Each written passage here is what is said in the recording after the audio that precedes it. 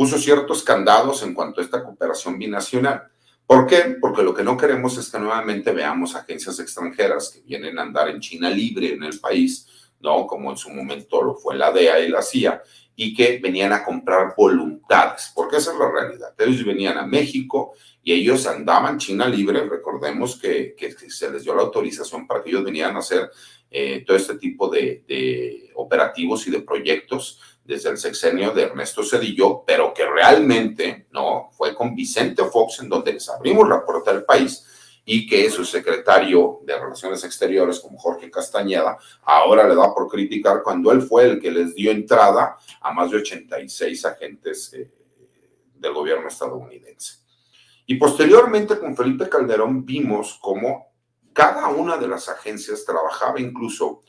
algunos con la Marina, otros con el Ejército, otros con la Policía Federal, y entonces parecía que el pleito que tienen entre las agencias estadounidenses lo estábamos terminando de vivir en territorio nacional. Y eso, por supuesto, pues que generó lo que todos conocimos, ¿no? Que el gobierno mexicano declarara una guerra a los grupos criminales sin tener una estrategia, utilizando las Fuerzas Armadas de forma ilegal, porque no existe un marco jurídico, ¿no? Tan es así que en su momento, para los que a lo mejor no tienen conocimiento de lo que ha sido mi carrera, pero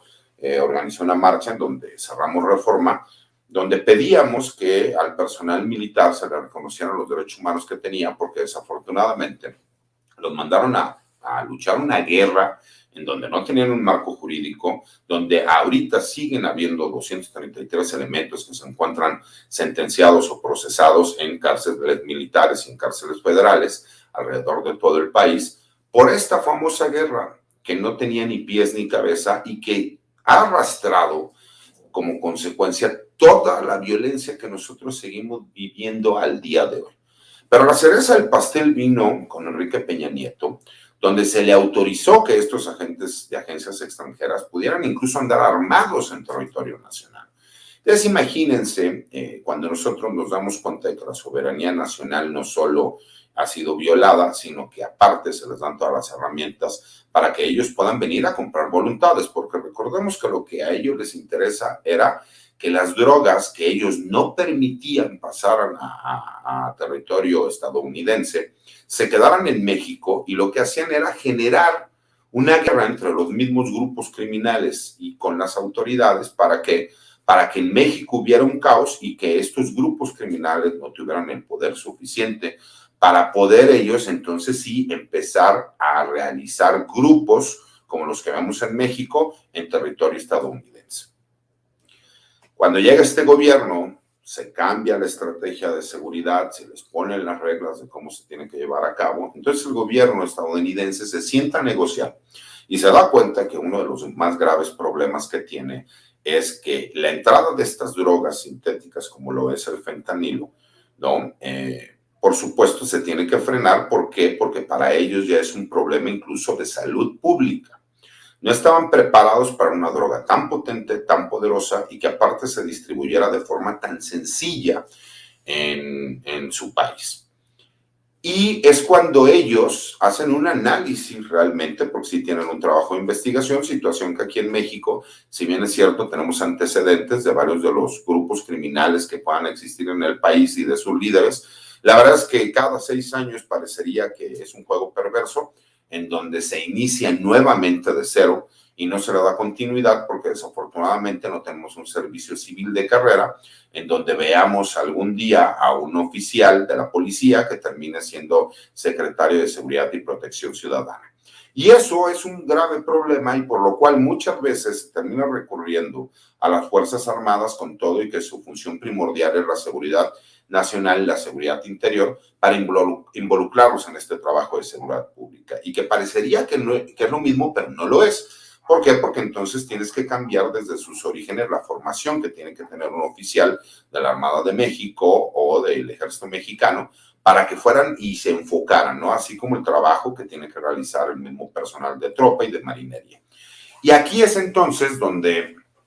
vemos que el gobierno estadounidense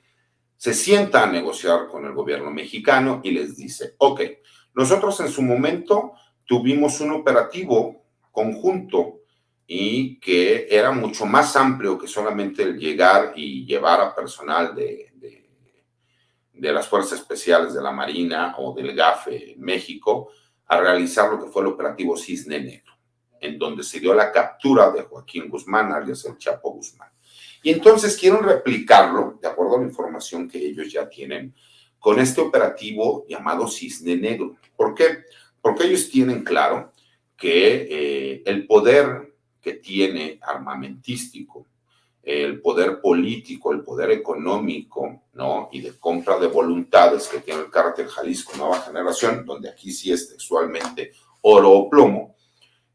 se ha convertido en un grave problema respecto a la posibilidad de que este tipo de drogas puedan llegar a territorio estadounidense. Y entonces,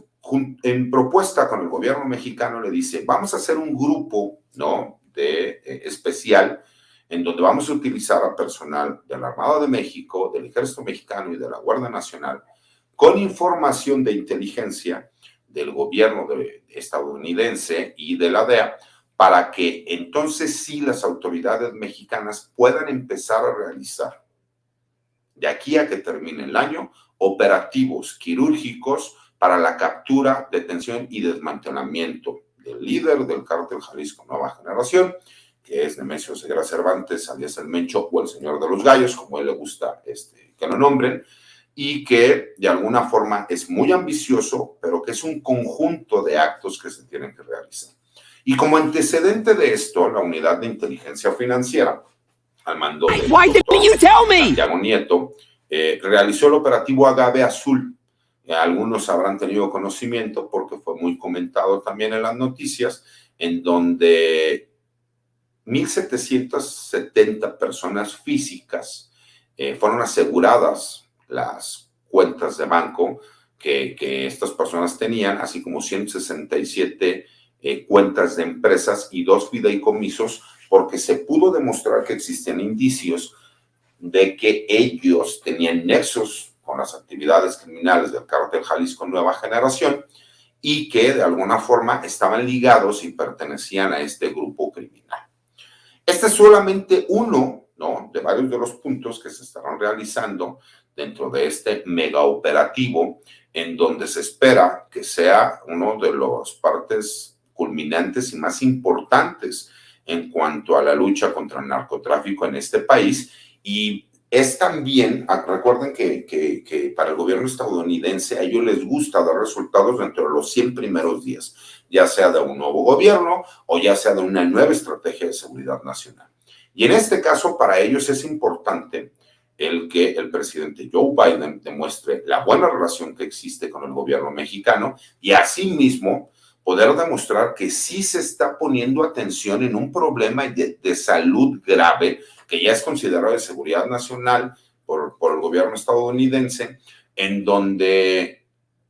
el principal introductor de esta droga, como el fentanilo, no solo se le capture al líder de este grupo criminal, sino que se trate de desmantelar. La gente me comenta que es demasiado ambicioso el proyecto. Sí creo que es un proyecto ambicioso, pero creo que también es una buena prueba para lo que son las autoridades mexicanas y para lo que son las autoridades estadounidenses. ¿Por qué?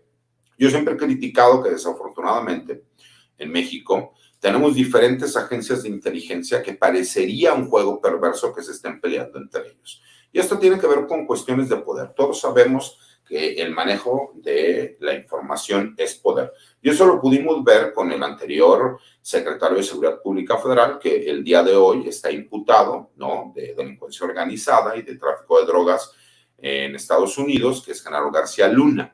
donde él realmente pudo realizar todo lo que realizó por la información que tenía, porque recordemos que él trabajó primero en el CISEN, en el Instituto Nacional del Combate a las Drogas, posteriormente se fue a la AFI, incluso él termina siendo el encargado de la AFI y posteriormente culmina como secretario de Seguridad Pública Federal.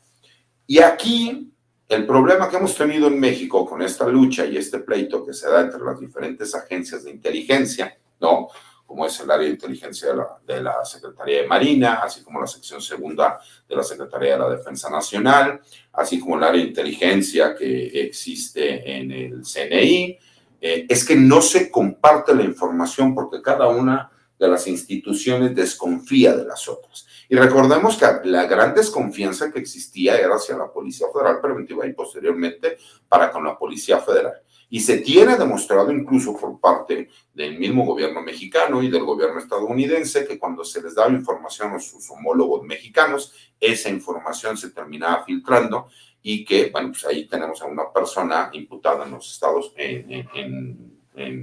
el país vecino del norte, en donde se demostró que él fue quien filtra la información para esta masacre que se da allá en Allende y que posteriormente en algunos testigos colaboradores en México, testigos protegidos en los Estados Unidos, es porque la misma autoridad mexicana fue quien filtró la información.